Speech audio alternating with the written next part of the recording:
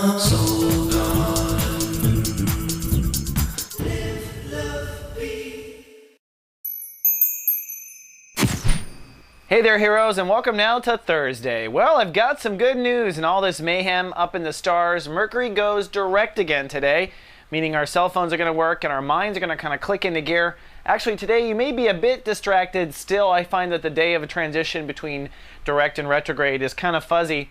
And overall, the day is really about making decisions. In fact, all the pieces are starting to come together now. Mercury's going to move forward once again, cross Neptune once again, which is in opposition to Saturn, which means ultimately Aries are rethinking their place in society. They want to be out there and doing what they want to do.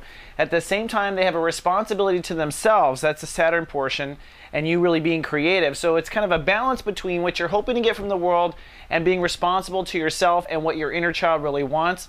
And Mercury is moving forward over this whole opposition again, which means you're going to rethink your place in society just a little bit. But in the foreground, ultimately, what you're doing is coming into a new faith in yourself. In fact, today, with Saturn ruling the day, it's time to make a direction or a decision about a sort of faith that you're going to have regardless.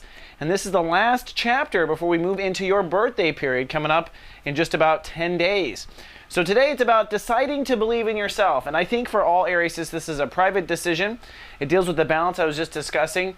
And it deals with your desire to be an artist, to be out there finally. But everything happens in transition, right? One last thing I'll point out is you might find yourself emotionally a bit vulnerable today. The moon is in Scorpio, and for the second day now is transiting your house of intimacy and boundaries.